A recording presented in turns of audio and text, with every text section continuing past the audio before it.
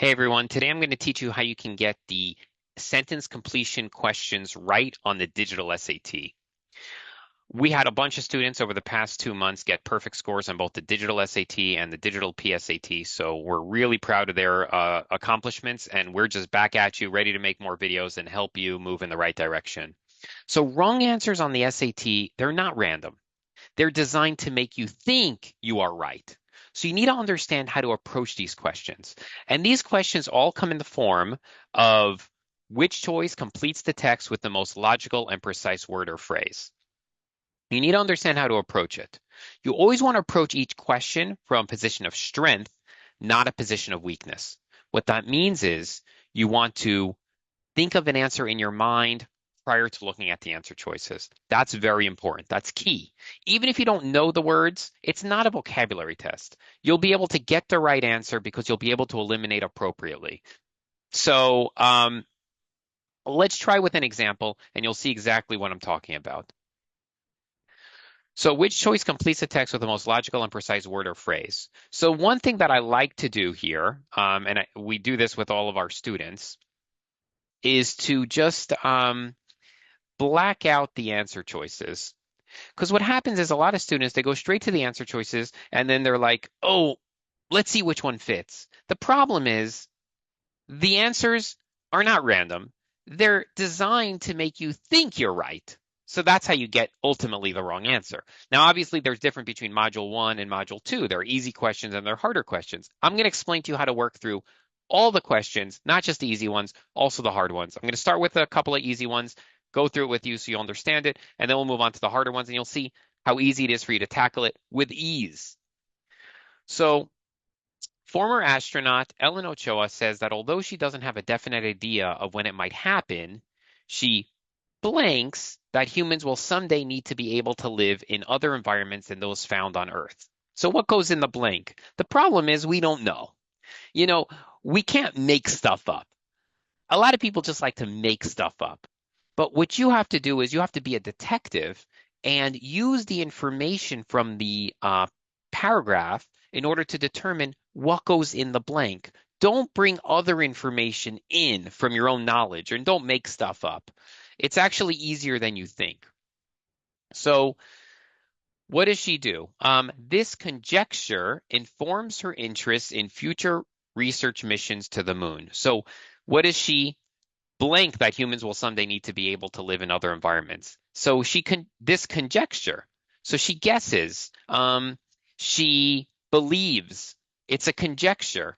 So she believes that humans will someday need to be able to live in other environments. So I would say believes. What I want you to do is come up with a sentence, an idea, a phrase for what goes into the blank, not just a word. Just understand the whole concept behind it. So here we are saying that she believes, she guesses that humans will someday need to be able to live on Earth because we saw the word conjecture. So now let's look at the answer choices. Oh, so the answer is clear, speculates. Okay, let's do number two. Beginning in the 1950s, Navajo legislator Annie Dodge continuously worked to promote public health. This blank effort involved traveling through the vast Navajo homeland and writing a medical dictionary for speakers of the Navajo language. So what key words do we see here that'll help us figure out what goes into the blank? So what effort? Was it a small effort? Was it a large effort? What do we see here? We sort of see here continuously. So it was a big effort that was sort of done on a continuous scale. She continuously worked. So I would say it's a continuous effort. I'm using the information from the sentence in order to help gauge what goes into the blank. Because why was it a continuous effort? Because she had to travel through the whole homeland in order to do this. So it was a large effort, and she had to do it over a long duration. So she had to make a big continuous effort. Okay, what's the answer here? Persistent. It's a persistent effort. Great. So now you're saying, okay, this makes sense and I can do it. So now let's move on to maybe a module two question. All right, let's look at number 4. For her 2021 art installation anthem, Wu joined forces with singer and composer Beverly Copeland to produce a piece that critics found truly blank. They found what? Did they find it great? Did they find it terrible? Right? We can't just make stuff up. We have to use the information there. Now, the good thing about a colon explains what's in the previous clause. So we got to look at what's in the after the colon in order to determine what goes into the blank. They praised, saying, for creatively transforming a museum rotunda into a dynamic exhibit by projecting filmed images of Glenn Copeland onto a massive 84-foot curtain and filling the space with the sounds of his and other voices singing. So they praised her for creatively transforming. So what did they do? They found it was a great effort. They praised her for creatively transforming it. So it was a very creative effort. What would be the answer there? It would be B, inventive. It was creative, inventive. Notice how by actually following this approach, the other answer choices just doesn't make sense anymore. Because you're following this approach, you're approaching each question from a position of strength. All right, let's do number 5. Some scientists have suggested that mammals in the Mesozoic era were not a very blank group.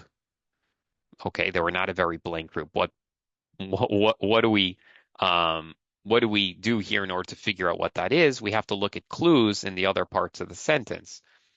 But now, but is a contrasting statement, and but indicates that the next part of it is going to be contrasting with what's previous, so it's going to be opposite.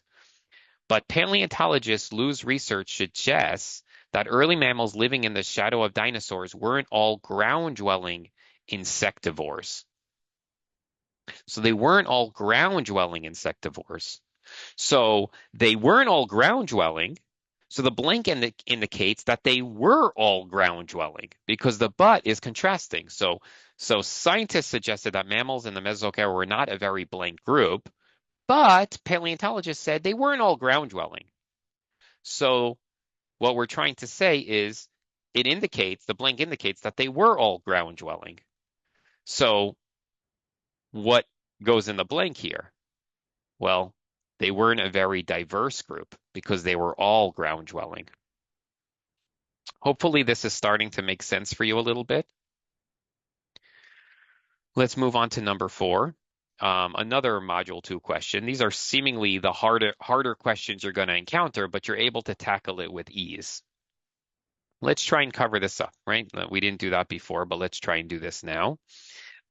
Critics have asserted that fine art and fashion rarely blank in a world where artists create timeless works for exhibition and designers periodically produce new styles for the public to buy. They rarely what? Let's look at the next part in order to figure out what does it rarely do. What do they rarely do?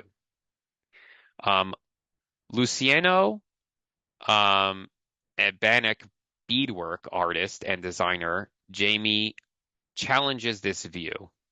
So they challenge this view. How do they challenge this view?